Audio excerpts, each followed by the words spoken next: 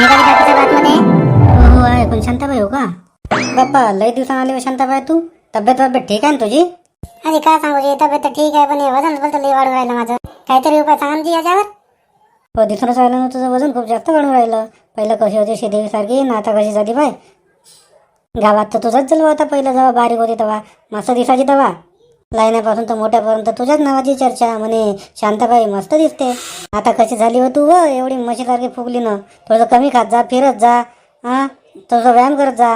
का रे डॉक्टर साहेब तुम्ही मला लाजवता? आता ते जवानीचे दिवस गेले, आता म्हातारी झाली. बरं वजन कमी करण्याचा काहीतरी उपाय सांगा मला. हे जास्तच वाढवलं वजन. हाल नाही होत ना, डुल नाही होत. पण ते कामं करायला गेलं ते पण नाही होत. वाकण्याचं थोडं द्या बाप्पा.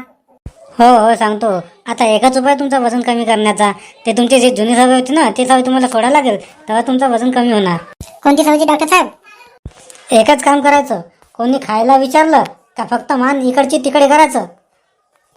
नाही तर खायला विचारलं म्हणून आपलं चालली बघा थोडासारखी खपा खाल. ते केली तर तुझं वजन वाढल्याशिवाय राहणार नाही.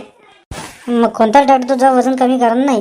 फक्त खायच्या गोष्टीवर कंट्रोल ठेव. कोणी विचारलं खाले का नाही करायचं. मान इकडची तिकडे फिरवायची. बस झालं, आपण होऊन तुझं वजन कमी होईल. हो जी डॉक्टर साहेब तुम्ही बरोबर बोलता. खाणं म्हणणं मला लई प्रिय. कोणी विचारलं तर मी नाहीच म्हणू शकत नाही. आता तुम्ही सांगितल्याप्रमाणे मी त्या खाण्याच्या गोष्टीवर कंट्रोल करतो बघा. कोणी विचारलं मला जेवते का, खाते का, काही घेते का, तुम्ही नाही म्हणणार. मान इकडची तिकडे हलवणार.